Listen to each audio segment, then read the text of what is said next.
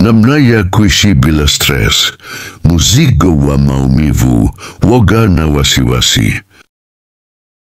Shalom, karibu kwenye chaneli ya Injili na Ushauri.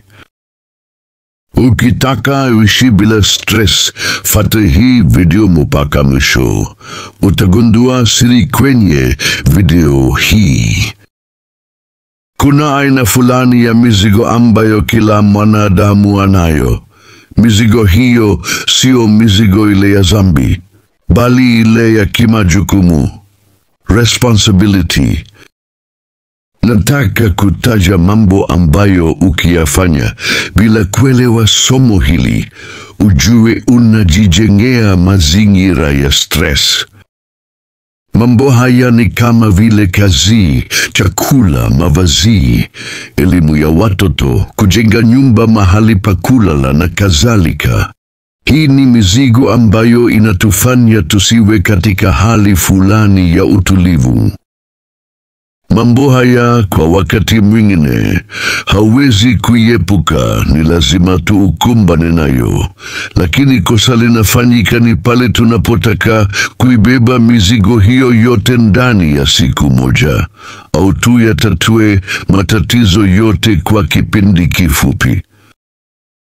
Ukiwa mtu wa namna hiyo, hata ukiwa tajiri wa namna gani, utaona maisha ni magumu na mazito sana, tena yenye shida na taabu isiyokuwa ya kawaida, na wengine wanaishia hadi kujinyonga, kujikatia maisha. Kwa sababu gani? Kwa sababu Mungu hajatumbia tuibebe mizigo kwa namna hiyo. Leo tutaona ni kwa namna gani tunaweza kuibeba mizigo yote bila stress. Kwa mfano, unapofikiria changamoto za chakula cha mwaka mzima uzimalize leo, hivyo unafikiria ni wapi utapata pesa ya kununua. Wakati hapo hapo unafikiria pesa za masomo ya watoto, ulipe kwa mara moja, hivyo unahangaika moyoni uzipate. Tena wakati huo unafikiria wende mwenyewe katika mafunzo ya kujiongezea elimu. Kwa hiyo unataka umalize haya yote ndani ya miezi michache. Tena unataka uanze kuwekeza kwenye ujenzi. Mwanadamu hana hiyo uwezo. Hapo utakufa haraka na stress na magonjwa ya moyo. Yani kwa ufupi, ukitaka ufanye mambo yote ndani ya kipindi kifupi, ukweli ni kwamba kamwe hauwezi kuwa na raha katika maisha yako. Maisha hayawezi kubebwa hivyo, hata kama utakuwa una pato nyingi kiasi gani. Haimaanishi tusifikirie kupanga mambo, hapana, lakini fikiria hivyo. Usijitese akili kwa jambo unajua hauna namna ya kufanya hiyo. Naamini unanifata vizuri. Hivyo Mungu ametusaidia kwa kutupatia njia ya kuibeba mizigo hiyo yote.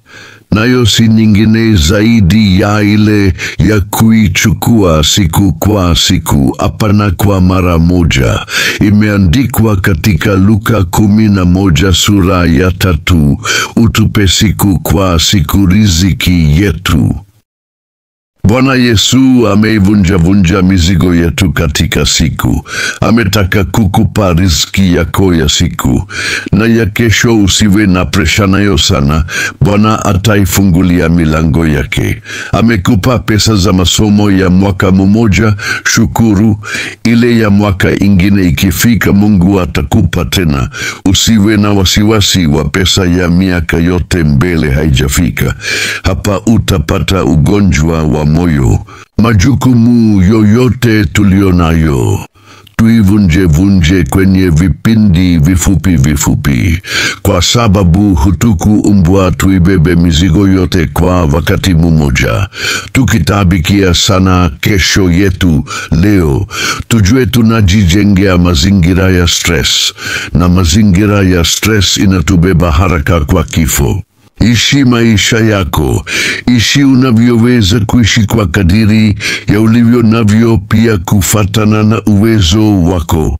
Maisha mema ni kuishi uwezavyo pasipo kuzuru wengine wala kujizuru wewe mwenyewe. Usiowe kwa sababu wenzako wanaoa. Oa wakati muda wako umefika.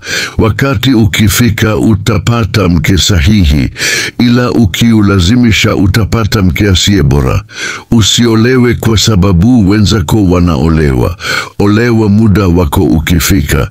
Muda ukifika utapata mume bora na utaishi maisha bora. Ukilazimisha hautapata mume bora, utaishi kwa majuto. Usiishi kwa kujilinganisha, usiishi kwa kutaka uwe kama mtu fulani, ishi kwa kutaka kuwa wewe. Usilinganishe mali zako na za wengine. Usilinganishe watoto wako na wa wengine. Usiseme watoto wa wengine wana maisha mazuri kuliko watoto wangu. Watoto wa wengine wana nguo nzuri, wanajenga nyumba na wana magari, lakini watoto wangu hawana hayo. Usimlinganishe mumeo na wengine. Mbona hana pesa kama wengine? Mbona hana vitu na kadhalika? Usimlinganishe Mungu wako na miungu ya wengine. Mungu alishasema hataki kufananishwa. Usiseme mbona Mungu wangu sio kama miungu ya wengine, hanijibu haraka kama wengine. Usilinganishe maumbile yako na ya wengine. Penda ufupi wako, penda urefu wako, penda weusi wako, penda weupe wako. Usipolinganisha maisha yako na wengine ndipo utakapoishi kwa furaha. Hutaishi kwa stress. Ukitumika mambo yako kidogo kidogo kufatana na uwezekano wako, hutakuwa na stress. Hutakuwa na tamaa, hutakuwa na wivu. Hiyo ndio namna ya kuepuka stress na huzuni ya moyo.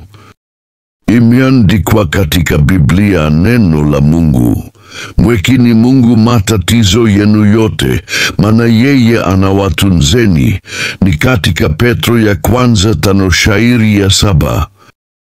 Pia Mungu anasema musisumbuke basi mkisema tutakula nini, o tutakunywa nini, o tutavaa nini, kwa maana hayo yote mataifa wanayatafuta, kwa sababu Baba yenu wa mbinguni anajua ya kuwa munahitaji hayo yote. Bali utafuteni kwanza ufalme wake na haki yake, na hayo yote mutazidishiwa. Basi musisumbukie ya kesho, kwa kuwa kesho itajisumbukia yenyewe. Yatosha kwa siku maovu yake. Hii imeandikwa kitabu ya Mathayo 6 shairi la 31 hadi 34. Tafadhali subscribe kwenye chaneli hii ya Injili na Ushauri. Pia share na wengine ujumbe wa video hii, na Mungu akubariki sana. Aksanti.